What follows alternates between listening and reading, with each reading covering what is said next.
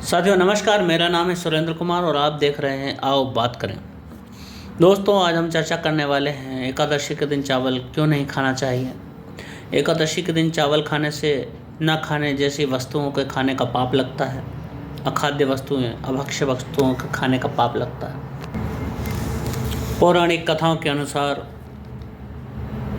माता शक्ति के क्रोध से बचने के लिए महर्षि मेधा ने अपने शरीर को त्याग दिया था और उनका अंश पृथ्वी में समा गया था। चावल और जौ के रूप में महर्षि मेधा उत्पन्न हुए, इसलिए चावल और जौ को जीव माना जाता है। जिस दिन महर्षि मेधा का अंश पृथ्वी में समाहित हुआ था, उस दिन एकादशी की तिथि थी। इसलिए एकादशी के दिन चावल खाना वर्जित बताया गया है।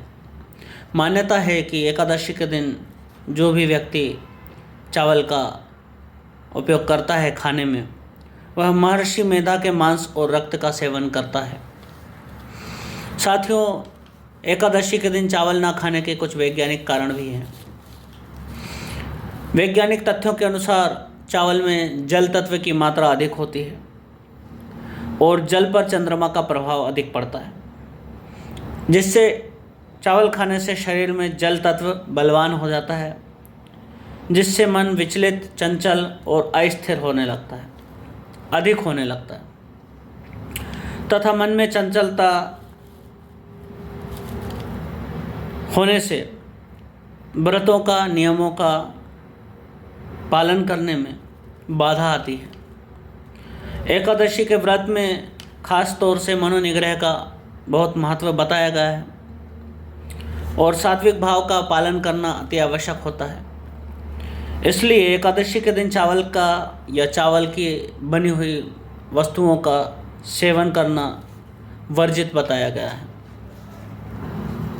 साथियों, अब हमारे कुछ साथी कहेंगे कि जो वैज्ञानिक महत्व, वैज्ञानिक कारण जो आप बता रहे हैं, वह हमें कुछ ठीक नहीं लग रहे हैं। उदाहरण के लिए कुछ लोग कहेंगे कि चावल खाने से शरीर में जल तत्व की मात्रा बढ़ जाती है, तो जल पीने से नहीं बढ़ती क्या? जल तो सभी पीते हैं। तो इस प्रश्न का मेरे पास ये उत्तर है कि जल में और जल तत्व में वही अंतर होता है जो शक्कर में और गुड़ में होता है। दोनों गन्ने से बनते हैं और दोनों मीठे होते हैं, लेकिन उनकी तासीर अलग अलग होती है। शक्कर की तासीर ठंडी होती है और गन्ने की तासीर, गुड़ की तासीर गर्म होती है। साथ ही साथ शक्कर को उपयोग में लाने से रक्त में शुगर की मात्रा बढ़ती है और गुड़ को उपयोग में लाने से रक्त में शुगर की मात्रा नहीं बढ़ती है। उसी प्रकार शरीर में जल का कार्य अलग है और जल तत्व का कार्य अलग है। जल का प्रभाव शरीर पर पड़ता है और जल तत्व का प्रभाव मन पर पड़ता है। अब दूसरा प्रश्न हमारे साथी करेंगे कि जल पर चंद्रमा का प्रभाव कैसे होगा, क्योंकि चंद्रमा का उदय तो रात को होता है, तो दिन में प्रभाव कैसे पड़ेगा। तो मैं उन्हें बताना चाहता हूं कि चंद्रमा के दर्शन रात को होते हैं, लेकिन आकाश में चंद्रमा सदैव विद्यमान रहते हैं, इसलिए उसका प्रभाव भी हर समय ही रहता है। पृथ्वी पर पड़ता है, जल पर पड़ता है, पृथ्वी पर रहने वाले सभी जीवों पर पड़ता है। तीसरा प्रश्न है कि मन का चंचल होना तो स्वाभाविक है। मन की चंचलता तो स्वयं सिद्ध है। मन तो सदैव कल्पनाओं में भ्रमण करता है, तो इसमें नई बात क्या है। एकादशी को चावल खाने से कौन सा अधिक चंचलता प्राप्त हो जाएगी।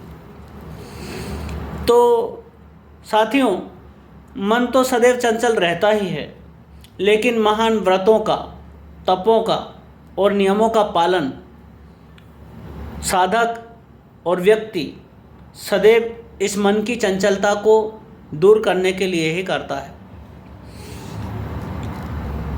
और चूंकि एकादशी के दिन मनोनिग्रह का और मन की चंचलता को दूर करने का विशेष महत्व होता है, इसलिए एकादशी के दिन चावल या चावल से बनी हुई चीज़ें खाना शास्त्रों में निषिद्ध किया गया है। वहीं दूसरा तथ्य एक और ये है कि भारत की महान दिव्य गुरु शिष्य परंपरा के अंतर्गत जिन व्रतों का, जिन नियमों का, जिन उपवासों का संकल्प गुरु के द्वारा शिष्य को कराया जाता है, शिष्य का यह धर्म बनता है, यह कर्तव्य बनता है कि बिना किसी संशय के उनके आदेशों का पालन करें।